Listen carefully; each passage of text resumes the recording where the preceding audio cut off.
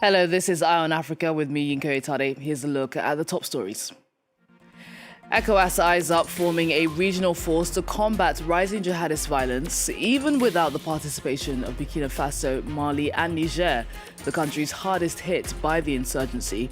The push comes as militants linked to Al Qaeda and Islamic State continue to destabilize the Sahel.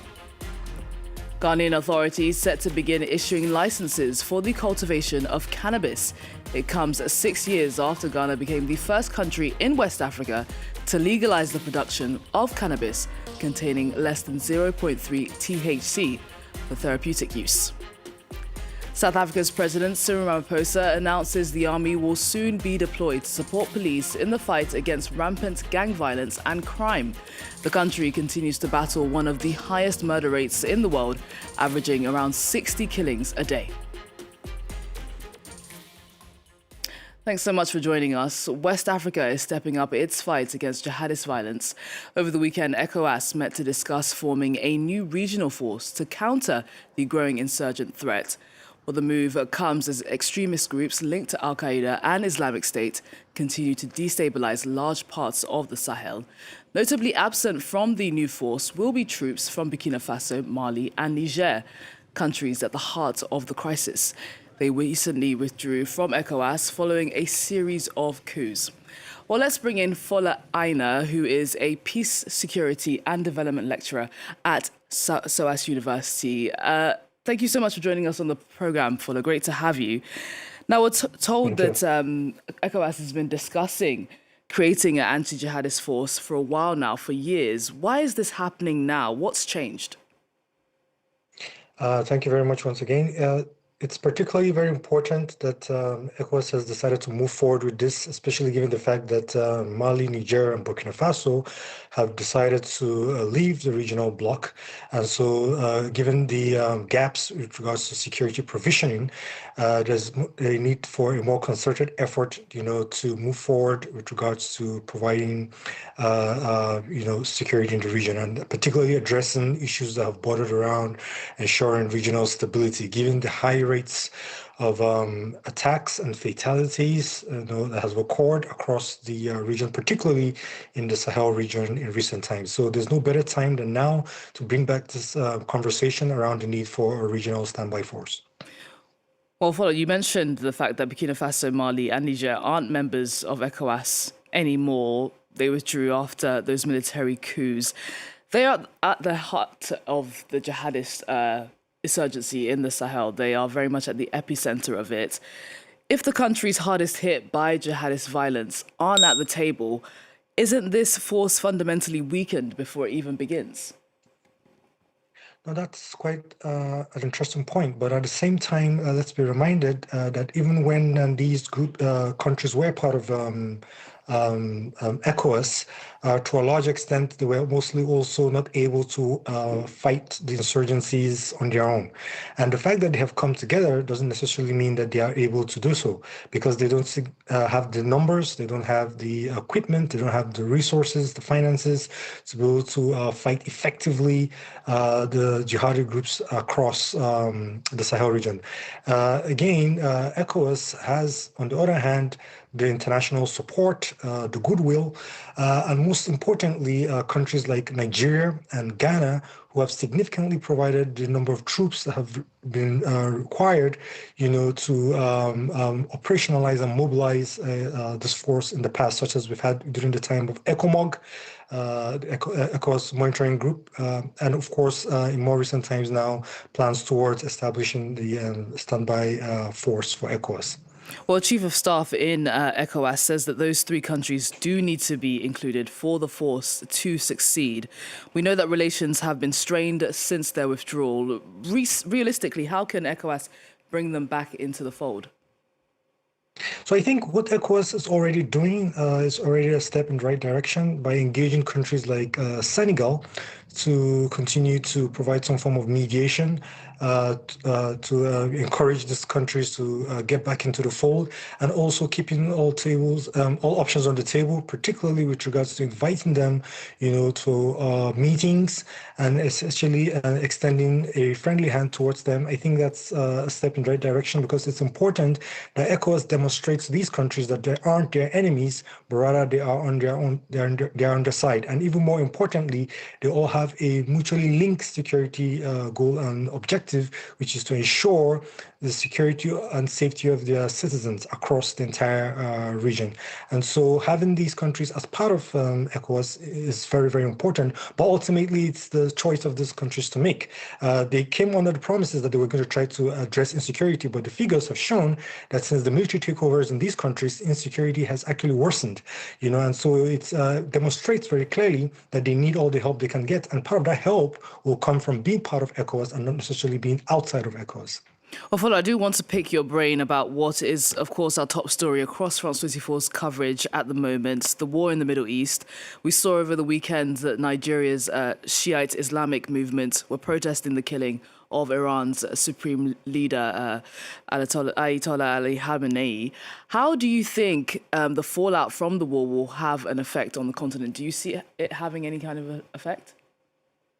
Absolutely. It would have a significant effect in many ways, one of which we are already seeing, such as the protests we've had in some parts of Nigeria, like in Kano, Sokoto, Kaduna, and some other states in the northern region, because the Islamic movement of Nigeria, IMN, is a movement that has pledged in many ways its allegiance to the late Khamenei, Ayatollah Khamenei. And of course, as you can imagine, there's some form of bitterness, given his killings by the strikes following the war has only just begun.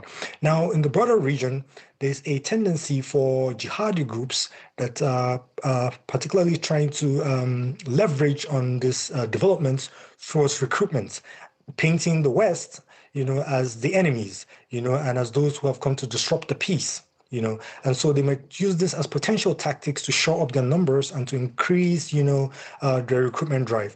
Another potential fallout of the war between Israel, the U.S., and of course Iran is the prospects of a shift in security prioritization towards the Middle East from the continent, especially in places like the Sahel region.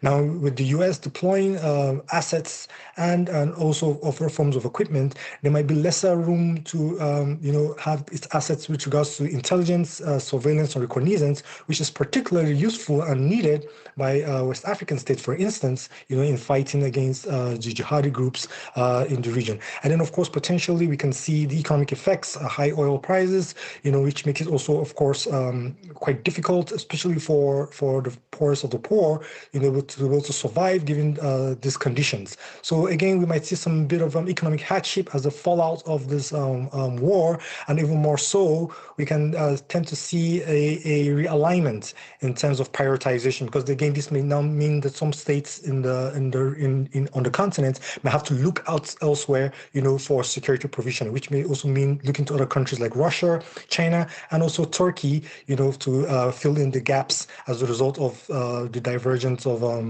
attention towards the war in the Middle East. Fola, great to talk to you. Thank you so much for sharing your insight today on Eye on Africa. Thank you for having me. Let's move on. Nigeria's medical authorities have taken action following the tragic death of the 21-month-old son of renowned author Chimamanda Ngozi Adichie. Well, the Medical and Dental Council has provisionally suspended the director of Urea Care Hospital and two other doctors involved in Kanu Ndichie Isege died after complications during preparatory procedures at the Lagos facility. It's a case that has sparked national concern about healthcare standards in Nigeria.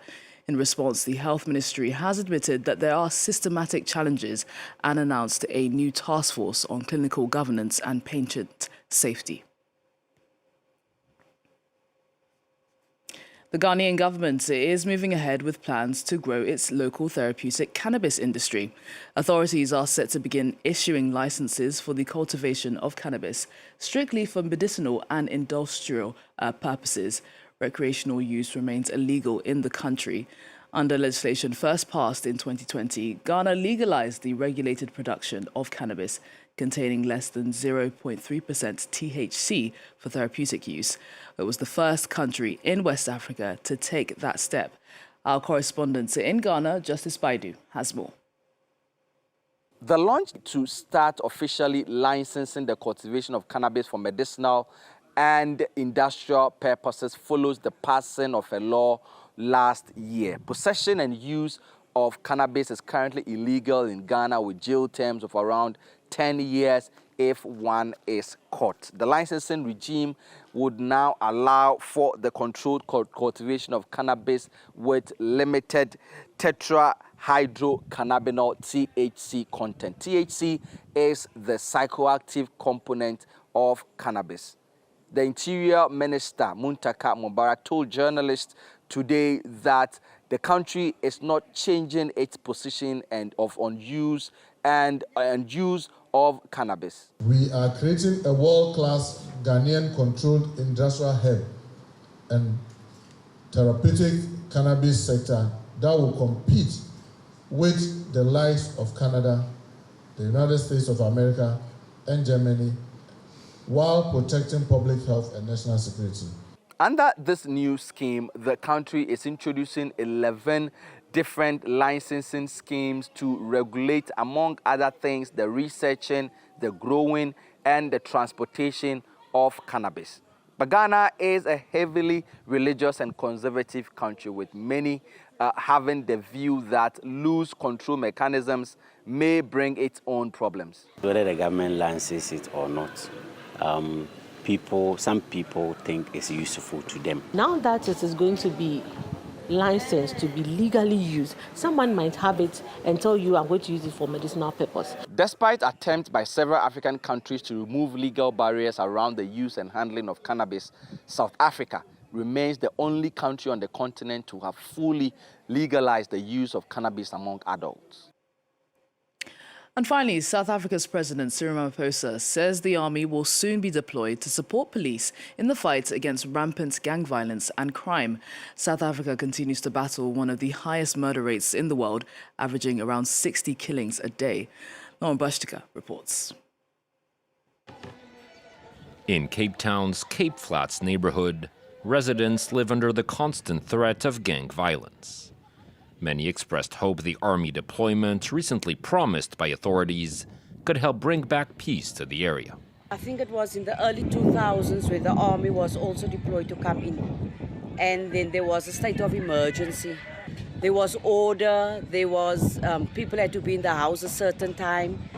And the crime went down, but when the army left, it went back to normal. So I would welcome the army. Strengthen our fight against gang violence. Last month, President Cyril Ramaphosa said the army would be deployed to several high-crime areas, including the Western Cape Province, in order to combat systemic violence. South Africa has one of the world's highest homicide rates, with armed gangs regularly clashing over territory and resources, leaving bystanders caught in the crossfire. Last year, the country recorded more than 60 killings a day, over a 6-month period. Yet for Craven Engel, founder of an NGO that works with former gang members, deploying the army doesn't address the root causes of the violence and should only be used as a last resort. From my point, there's a mixed emotions when it comes to the army. A lot of people want the army here because they are sick and tired of the violence. It looks to them as if nothing brings solutions. Cyril Ramaphosa, who had previously opposed plans to send the military to civilian areas, said the armed forces would follow clear rules of engagement and were only expected to perform a supporting role. Well, that's it from all of us on the Eye on Africa team. Thanks so much for your company. Stay tuned, there's lots of news to come.